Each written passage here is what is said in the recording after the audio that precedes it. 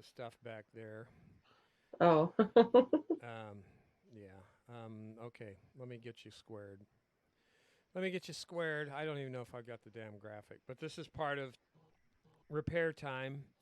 Coming back, making everything sure everything's happy, and it's not happy yet. And where's the media? Media one.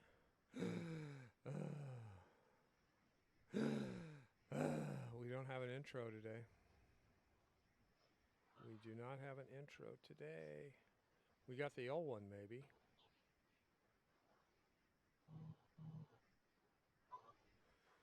Yep, we got the old one, so we're going to go with the old one. Oh, yeah. All right. All right.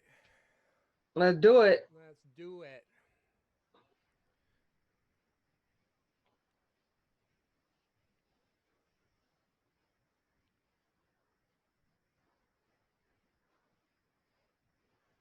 I guess we're live. Are we live already? I guess we're live already. Let's see what we got going here. Are we live already? Hi, everybody. Can you see us? Can you see us? This is the result of the Beastie, the big live stream studio, going kaboom this weekend and taking it into the shop and praying that it's going to be under $1,000. By the way, I'm going to send the bill to the Democratic Party since they are the reason behind most of this. Good morning, everybody. Can you hear me? Good morning, Rhonda. Good morning, Oz. Good morning, everybody. Thank you for joining us again today. We missed you. Yes, we did. We didn't go on vacation. Can we get a sound check from the audience? I know there's going to be about a 20-second delay, but I don't see my sound level. Check, check, check, check, check, check, check, check, check, check, check, check, check.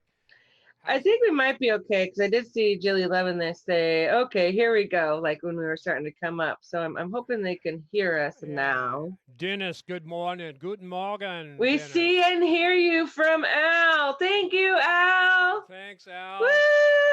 Al, we're gonna be stumbling a bit this morning because we're running on a non-configured studio. Again, the Beastie got put on the rack on Monday, and they had it ready for me on Tuesday. I got in there, and I've been working on it for a while, so it's a little tricky.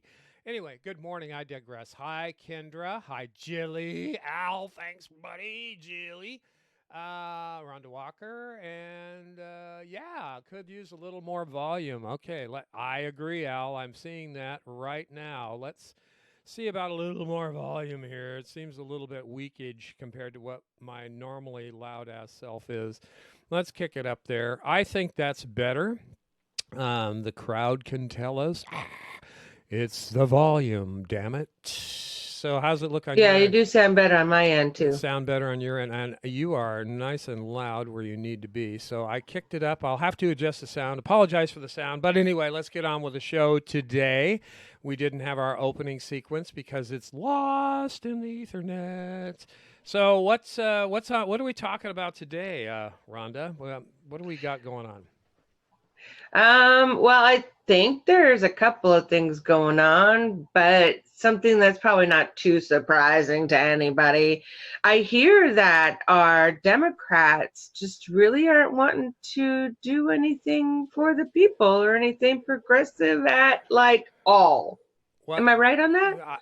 Is that the one we're talking about? I'm thinking you could be, but is that anything different than normal? I mean, what the hell? So I'm saying it's just another day, another dollar, another. I don't care if you guys all starve and die from the establishment. Yeah. It's business as usual for the Democratic Party. Let's put Joe in the bunker and let's have some talking points out there that make people feel good. Jeffrey Pearson, good morning. Jeffrey just joined us. We are going to dive in with our favorites, as usual, and Crystal Ball with her radar today. And she's going to talk about Nancy Pelosi and the Democrats for a minute. Everybody get out your barf bags. Enjoy. Tell me if you can hear this, Rhonda. Yesterday, House Dems unveiled their latest relief legislation, and it's really something. Now, first, Let's stipulate, it is definitely better than what the Senate GOP is offering, which is literally nothing, except, of course, corporate liability shield protection so that corporations who put their workers at risk can rest easy that they cannot be sued. And let me also stipulate that there are some worthwhile things in here, extending the $600 unemployment insurance plus up. There's some money for hazard pay for frontline workers, though, frankly, the amount seems woefully insufficient. There's some aid to state and local governments. There's an expansion of various tax credits and deductions that would be a useful thing. There's a SNAP increase as families struggle to put food on the table. There are also some inexcusable things. Sagar's going to be covering some of that today. The salt cap tax deduction made it in, which overwhelmingly, of course, benefits the rich. The lobbyist bailout made it in. Not joking. Aid for landlords made it in. In other words, there was really something for everyone, except one very notable group, progressives. Now, it's important to understand the context of this bill. We told you at the beginning of this crisis that corporatist leaders in Washington, Mitch McConnell chief among them, will only feel pressure to do anything for the working class if their pain is affecting stock market performance. Having already passed their corporate theft bill and with the stock market doing just fine, the Trump White House and the Senate GOP are feeling perfectly comfortable where things are and are pivoting to their deficit hawk messaging. So this House Dem bill is really nothing more than a messaging bill. It's policy as theater. There are no real stakes here. The GOP is not even negotiating with Democrats right now.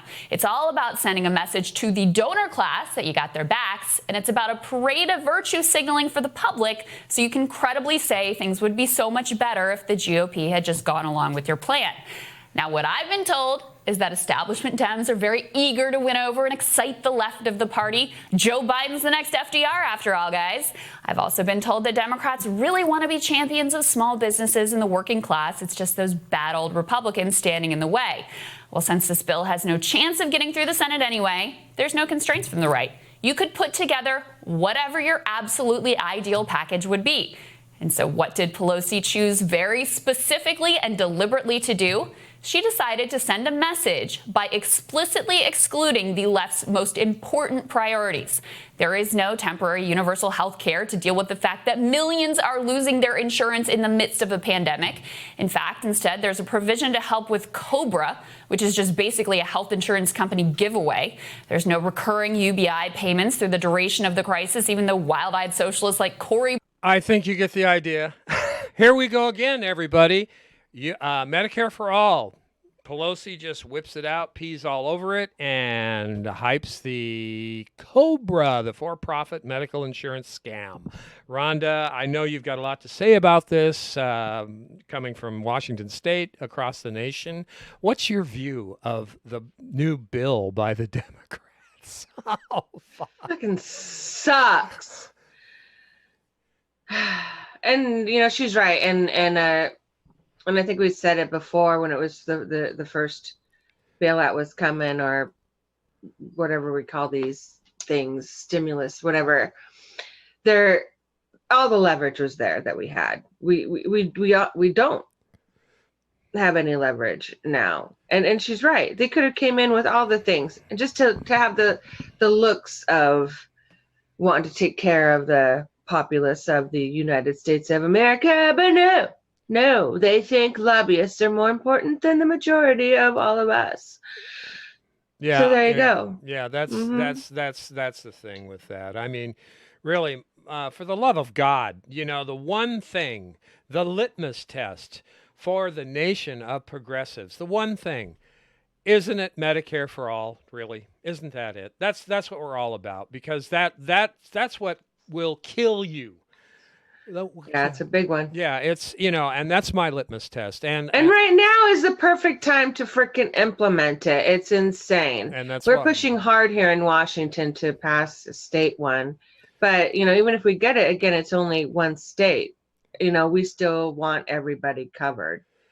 Yeah. It's ridiculous. Yeah, it's the whole Washington initiative here is Medicare for all for everybody in Washington. And, you know, again, once each state adapts a whole Washington type system, all the other states are going to fall in line. And this is what's got the medical insurance profiteering industry scared to death. I'm preaching to the choir. We're preaching to the choir here this morning. Hey, human, what's up, man? The whole thing behind this is anything but Medicare for all is fair game. And even in this optical shell game of a phony bill that's never going to pass, where all of them could sign on and support it, they're not even going to do that. I guess if you looked at it from a critical eye as far as, well, at least they're being honest. That's a backhanded honest, because they're not being honest. They are not going to, where they're being honest is they're not promoting a Medicare for all. They're shoring up this ACA crap. And they're, they treat Medicare for all, just the name of it, like it's a dirty freaking word. Like, it's going to destroy everybody around it if you mention it. It's insane. It's crazy. Yeah, it is. Jilly Love says distractions of sports and entertainment and hunger lift the veil. That's true. I mean, it's going to get a lot worse before it gets better. So, again, we've got the Dem party with the business as usual. They got Biden in mothballs under his castle in Delaware, I guess. And the narrative this morning coming out of the Hill, I'm sure a lot of you watched that, was that it's looking like Trump's face planting on this pandemic thing, and Biden could win with only the electorate of the older demographic and a few other scattered demographics in there. It's Hillary. It's 2016 2.0. Seriously, Trump bad, and they're counting on that. I don't believe it's going to come through unless Trump really face plants. What do you think? I don't think it's going to come through either. With the big money going to the corporations, our economy is looking like it's working for the rich again. So, and not everybody understands that, that even though the economy looks good to the rich, it does not mean that those down below are doing well. Well, you're I just don't see Biden winning at this point. He's not making any kind of presidential run that I'm seeing. No, I don't either, and that's what they talked about on all the shows that I've followed the weekend and today. Is Biden's strategy's brilliant, just his campaign staff just don't let him speak. I guess, and Trump is going to get out there, but I tell you what's going to happen. Trump is going to get some more money kicked to the people. As time comes, there might be a couple more $1,200 checks or whatever. So we might get another $1,200 here and there. We might. I mean, meanwhile, every 3 months. That's going to keep people in their homes. Yeah. Just enough. Yeah. I'm kidding. I don't know. They'll give just enough to where everybody doesn't have to go out into the streets. Yeah, and the people, lack the vision to see the big picture that so the election's in 5 months. After the election, the bottom's going to fall out of everything, but they're going to take whatever they can get up to the election, like all these folks who are making more money on their unemployment than going back to work. That group of people, they're opportunistic in the sense, realistically opportunistic, that they're making more money now. But, what are the long-term effects of that going to be when all these businesses and their jobs are going to go away? I mean, sure, you make an extra $600 or more bucks now, but when the jobs disappear and the unemployment goes up so high, I don't know, Rhonda. It's like, really? You're going to be doing this? So...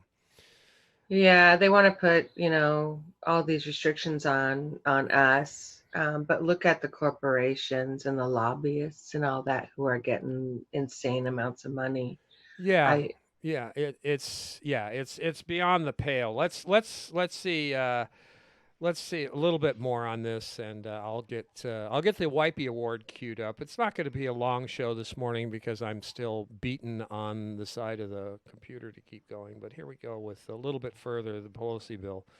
Well, House Speaker Nancy Pelosi, she released her caucus's coronavirus relief bill yesterday, and it was such an abomination that I'm honestly impressed. And a familiar joke to some of you, if you'd asked me to come up with a parody cartoon plan for the most Pelosi plan of all time, I'm still not sure that I could have come up with something like this.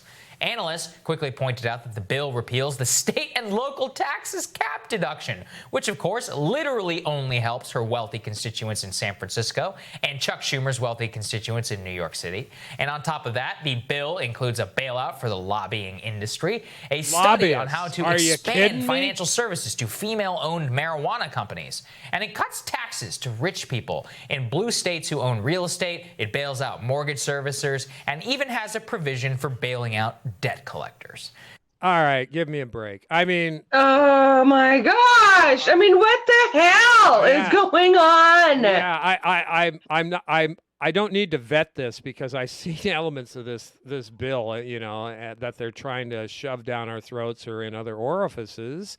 Did I say that right? Orifices? Yeah, I think I did. Yes, you did. But again, first of all, the first round, they took care of all the corporations. What was it? 5.2 trillion.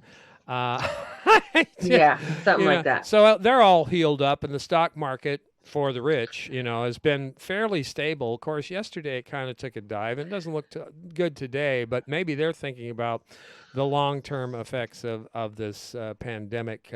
Of Trump or Biden? Of Trump or Biden. I mean, it's really, I don't think the debate's there. It's just bad and bad.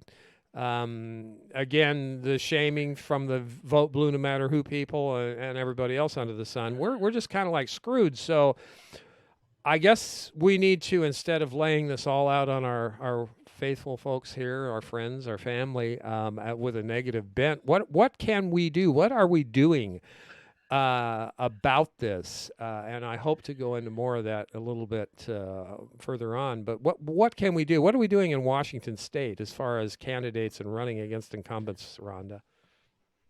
We're running everywhere. You should see all the excitement that's happening behind the scenes in Washington State. So Medicare for All, as you guys know, is one of our biggest top issues. And so we are looking to try to get a progressive, a champion of Medicare for All to run for every state rep seat that we can find, state rep, state senate. That's our main goal. But it's beyond that. We really are getting people stepping up for, to run for positions at your lowest of levels on up through Congress. So tons of excitement going to be happening here in Washington State. We're going to be very, very busy. But we're all in, and we're going to take every step we can to ensure some major wins here in Washington State. What you looking at, Oz? I was just checking the sound, making sure that you're coming through loud and clear, and you're coming through loud and clear. Yeah, I was considering running in the 10th Congressional District just to, my tagline is bring some teeth to the 10th, and I had like this very handsome vampire guy with teeth going, and that's not me. Anyway, I'm more the werewolf, the non-fuzzy werewolf, the bald werewolf. That's me, but that's how I roll. I mean, it's called, calling bullshit on everything else from these poser progressive candidates. We had a debate, what was it, last night with Mariana and Clint Bryson. You watched that. How did that debate go? Now, Mariana's running in the 19th for... Yeah, 19th legislative district. That's actually my district, so I'm really excited about her run, and I get to vote for her. But she's amazing, and she just killed it. She really did. I think, she came in with just no bullshit around and said, no, we're not going to take this incremental crap anymore. We can't. People are dying. Your neighbors are dying in many different aspects of what they were talking about. I thought she was fantastic. So her platform is Medicare for All. That's where she's coming from, right? 100%. 100% yes. Medicare for All. And this is what gets me about folks is like this Clint Bryson guy that was running against her. The group that gave it was Indivisible, I guess, one of the Indivisible groups that hosted the deal, and they were calling Clint Bryson progressive.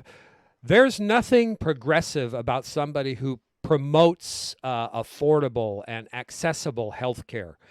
Those are establishment donor dim Republican talking points. Hello, there's nothing progressive about that.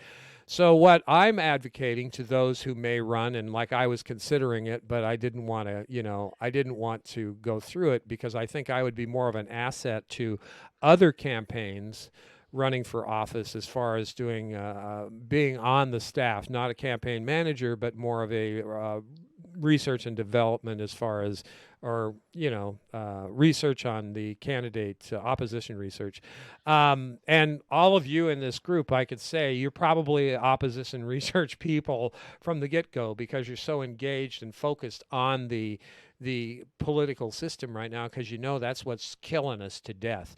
So Clint Bryson definitely face planted, but he's the type the establishment's going to get behind because he's anti-Medicare for all. He's anti-healthcare for the country, for the people, where Mariana is the total antithesis of that garbage. She is actually for the people's health, because if we have a healthy society, we have a happier and stronger society. That's just the bottom line. And I encourage all of you who can run for office, Medicare for all is your plank, because that's where there's nothing that the establishment can say against that, no matter what they want. They, like Rhonda says, they start with that incrementalism crap, and they will say, okay, well, we got this today and we're going to fight harder tomorrow. How's that worked out for you with the Democratic Party over this last 4 decades? Boom, boom, boom, boom. Nothing. And it's why we're at today. We got Trump today because of the Democratic Party of the last 4 decades. That's exactly why. Anybody want to argue with me? I'm your huckleberry. So there you go. Well, I don't think people realize too, and I try to, so you guys think that we're, progressive here in Washington State. Well, Washington's supposed to be one of the most progressive states in our country. I don't think people realize that. I mean, yes, we are a deep blue state, but when you're deep blue like that, you usually are overrun by neoliberal thinking and talking points. So our state, in fact, a lot of us are progressive. Our legislators are not. So we do need to do us wide, just reboot of our legislature here in Washington State. Yeah, to get a good chunk of progressives in, so we can actually really start enacting true progressive legislation. Do it now. This is the best opportunity, and we're not generally opportunists. We're realists. I mean, these guys have all the money and power, incumbency, all this other crap, and if we don't seize the day, thank you, Robin, we are just failing ourselves and our sisters and brothers across the planet. Yes. Frankly. Yeah, that's thank you, Al. Al just gave us thank you. Yeah, we love our supporters, and Al, thank you. You are so consistent about helping us out. And it goes to the Uphill Media family. It's not just the Daily Dive. It's going to be, it's the No Joke, the show with Marcus and Dennis on Saturday mornings, like the Progressive Weekly Review. They've got it formatted like that. We did our first show last week. It was a lot of fun, had good turnout. So please join Marcus and Dennis on Progressive Weekly on No Joke, which is what the Progressive Weekly Review, except, it's from Germany via Olympia, Washington, which is kind of cool. It's cool. Yeah. Anyway, Jeffrey says, but Trump ? Former war criminal presidents canonized as saints on the news in an effort to recreate history. Yes, Jilly, things were rotten before Trump, and they will continue to be rotten if we don't step up and get out in the streets when we can, virtual of the social media streets everywhere. You can't. I think we had this discussion in our groups for the last couple of years.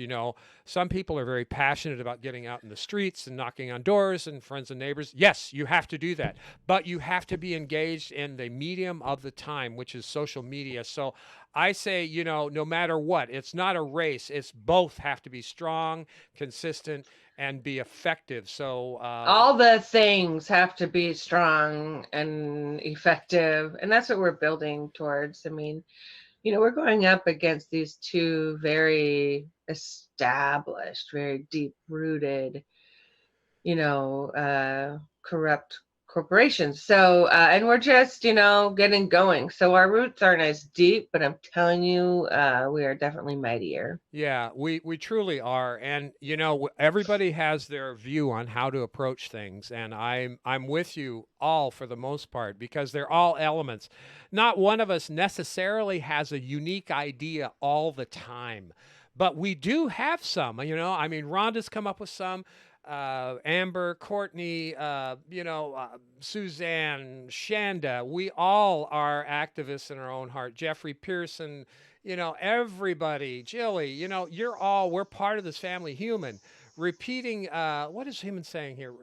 The focus of the movement has to be forward, futuristic, positive, instructional. People need to be told what to do. Yeah, they need to be told what to do because they need that in the form of setting an example to them on what to do. It's not this, this condescending, which is not what you meant at all, Human.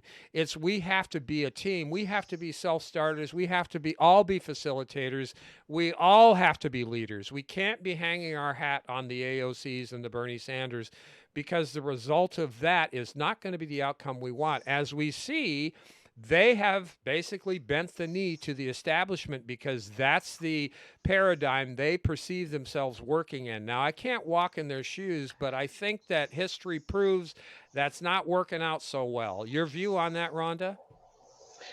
Well, I mean, when you're going into any situation and you're kind of a lone wolf, or there might be a two or three, but when you have so many of the sheep around you, you start picking up. So just like, when people go across, the oceans and visit different countries, they come back and might sound like, have an accent of those, from the area they just came from, though they're not from there.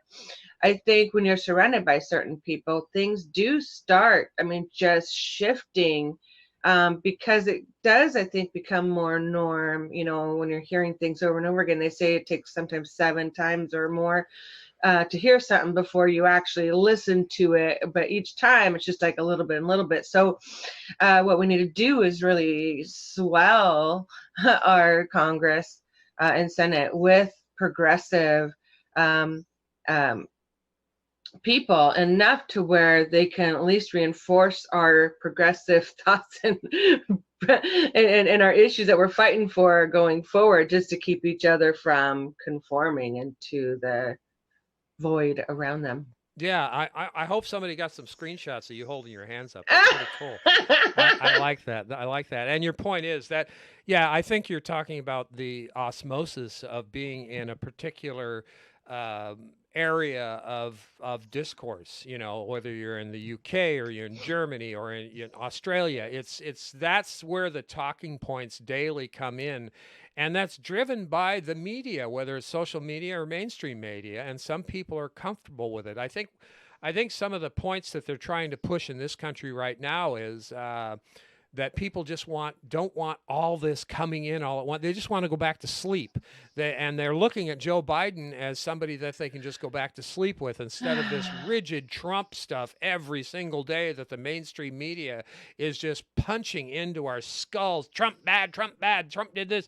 And there's that back and forth. But they want people back to sleep, Oz. They do. They want people back to sleep. Both parties want them back to sleep so they can keep gutting us through, shitty legislation and representation. And I just don't know if we have representation anymore from our government. What is our representative government doing for us in this time of crisis? We're on the cusp of another depression, like probably worse than the last one, which people say, I ain't gonna get that bad. Well, it could. So what are we seeing here? What are we playing games, shows? They're just optics. What is it? What is it, Rhonda? I don't know. I just know that I don't feel very represented. Yeah, I don't know about you, Oz, but from people I've been talking to. Yeah, who's representing? We've been poor. Basically the working poor here in Olympia, Washington for a long time. We're getting by, but people who have been working and they've had the paychecks coming in every week and paying their rent and had jobs. Guess what? They don't have them anymore. A good majority of them. I mean, 43 million people are slated to lose their health care in the next month or so. And Nancy Pelosi's talking about Cobra. shoring up Cobra, which is a ripoff in the first place. Are It's you ridiculous. kidding me? What is going on? What's going? Well, it's all optics. It's like they're. But can't they pay for Cobra, which is $600 to $1,200 a month out of the zero money they're making now, though? Right? That's negative math. I don't know how that works. Oh, Something it doesn't work that way? No, something for something is nothing. Can I have some ice cream? I just want to eat ice cream. Damn it, Rhonda, ice cream? Yeah, let's make everything go away. Anyway, I digress. I think we beat the hell out of this one for this morning. Let's move on to the Wipey Award because we are already we're already past 30 on this. Let me see. Well, let's do this then. It goes fast with the group here, so let's finish up for today. The Wipey Award today goes to our friend. Where is it? Our friend. Wipey. Roseanne DeMoro. She was the president of the National Nurses United. Isn't that correct? She's the #1 advocate for Medicare for all in the country. Roseanne DeMoro is brought up an article talking about how big tech plans profit from the pandemic. And the reason this caught my eye is that in the article, it talks about how Amazon and all these big tech companies are making bazillions of dollars. It's Naomi Klein. Remember Shock Doctrine? She's brilliant. And I don't throw around the B word a lot. Brilliant, that is, because I think people overuse it and give it when it's not appropriate to give them brilliancy. But I've got to say, Naomi Klein, she's a brilliant lady. I have the utmost respect. The future, this is a future in which, for the privileged, almost everything is home delivered, either virtually via streaming and cloud technology or physically via driverless vehicles or drone. The screen shared on a meditated platform. It's a future that employs far fewer teachers, doctors, drivers. It accepts no cash or credit cards under the guise of virus control and has skeletal mass transit and far less live art. It's a future that claims to be run on artificial intelligence, but is actually held together by tens of millions of anonymous workers tucked away in warehouses, data centers, content moderation mills, electronic sweatshops, lithium mines, industrial farms, meat processing plants, and prisons, where they are left unprotected from disease and hyper-exploitation. Hyper-exploitation, that's nailed it. It's a future in which our every move and our every word, our every relationship is trackable, traceable, and data mineable by unprecedented collaborations between governments and tech giants. Are you effing kidding me? I have no argument. That's exactly what the hell's going on, and it's getting worse. With the drones and the mass surveillance, I mean, it's nothing to follow you around with your damn smartphone pinging, whatever entity wants it. How do you like this? People talk about privacy. What do you think about that, Rhonda? The coronavirus did its job. It's really good at implementing these strategies that they've been working on for years. Automation, that's always been a thing that's been, more and more talked about lately. Andrew Yang brought it to the forefront, with when he was running, talking about a UBI and things like that because of automation. And we're going to be just alone in the back room. Yeah, we're making the world work around us without being a part of it. Yeah, and this I want to say, again, Roseanne DeMoro, she's on it. Follow her on Twitter. She gets the New York Slimes Wipey Award for highlighting Naomi Klein's article. I hope everybody watches it. I haven't got it in the rundown yet. I am going to put it down post the program. Christine, the Natural Progressives. Oh, thank you for your donation, Christine. She says, I have been, let me see, I've been watching politics. Watching politics depresses me. Love you guys. Well, we love you too, the Natural Progressive. You know what? It is depressing, but we gotta stay strong. If not for ourselves, for our children, for our neighbors' children, for the planet, for all the little deer, the deer back here, and all the creatures and everything else. I'm going to go out swinging, and I know that everybody here is going to go out swinging. Again, the Natural Progressive, she's got it. And while they're data mining and following us around, they can watch us be stewards of the planet. This evolution, we need to do the permaculture, grow the gardens, be more careful about what we do and what we eat and what we drink and breathe and think about and everything else. That's the whole paradigm's got to shift. Rhonda, last word. Watch and learn, guys. Watch and learn. Watch and learn. Absolutely. Last word on politics today. There's so much I can't even keep up with it. You got anything you want to say? There is so much. There's a couple new ads out. I saw one for Biden, one for Trump. Yeah. So yeah, it just shows you what we're in for. It's just disgusting. I'm sure you guys will see him soon. I'm not going to go into it more than that, though. Yeah, yeah. It's just mudslinging at its finest. Or its worst, I should say. Worst. Let's talk about shows coming up. We've got premiere of our friend. Who's that, Rhonda? Oh, our premiere for our shows? Yeah. I think I know who you're talking about. Yeah. Is it the accidental activist Shanda Masta? Shanda Masta. Tune in. It's tomorrow night. Today's Wednesday, right? Is it hump day? Yeah, it's hump day. Yes, it is. Yeah, I know. I had to double check too. Yes, it is Wednesday. So tomorrow is her big debut.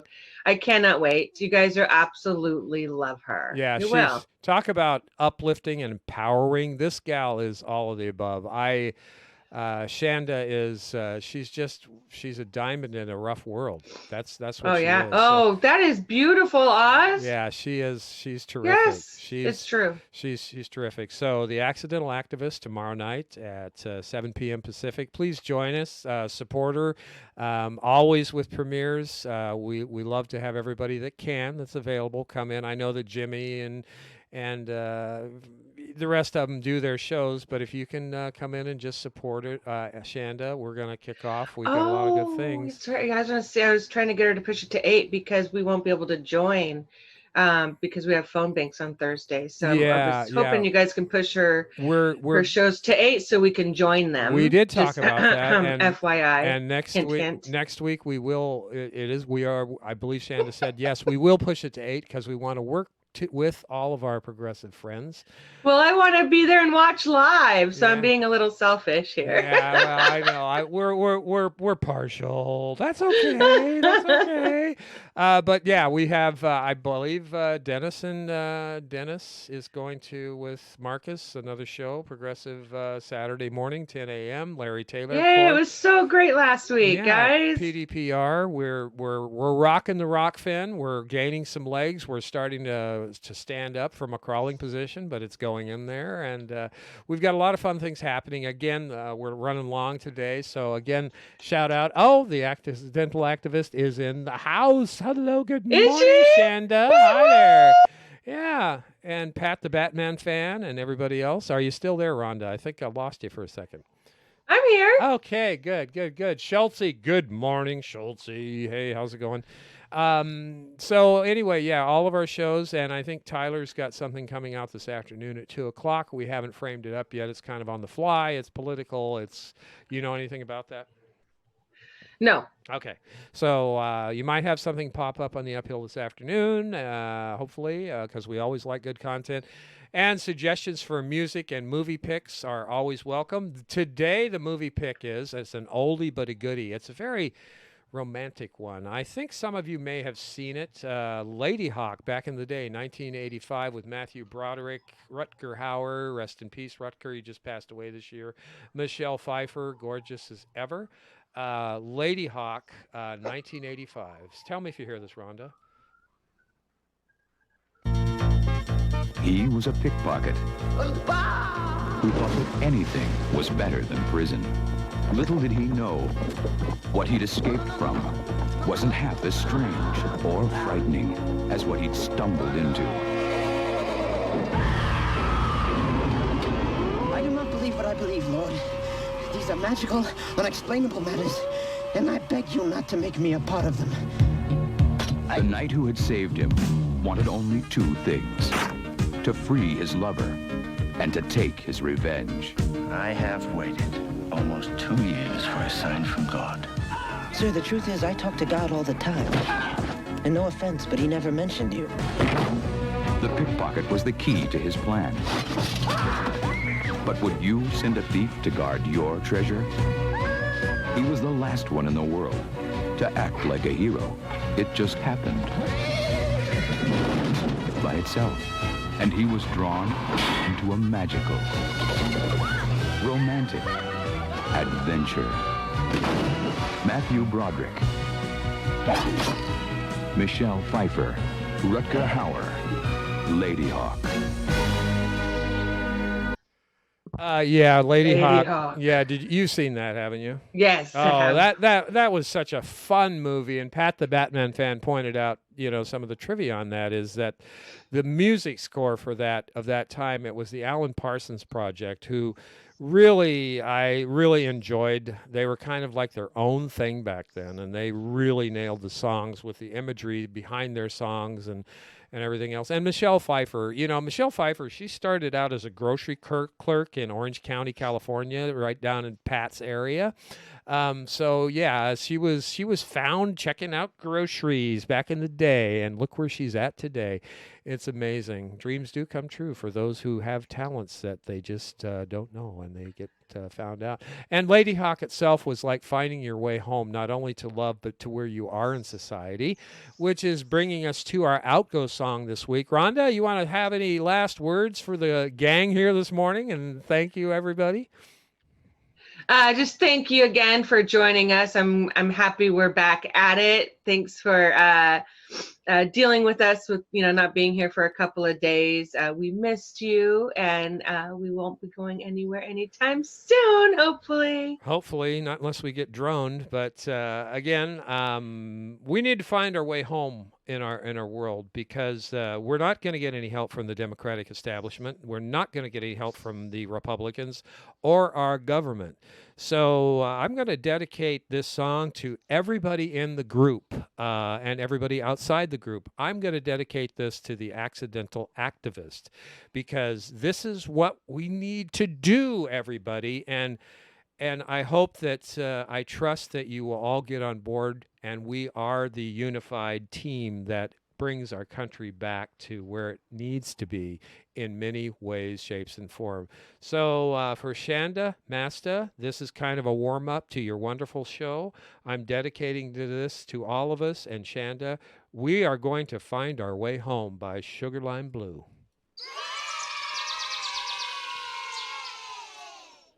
Hey there, friends. It's time for your Sugarline Blue Sunday shout-out.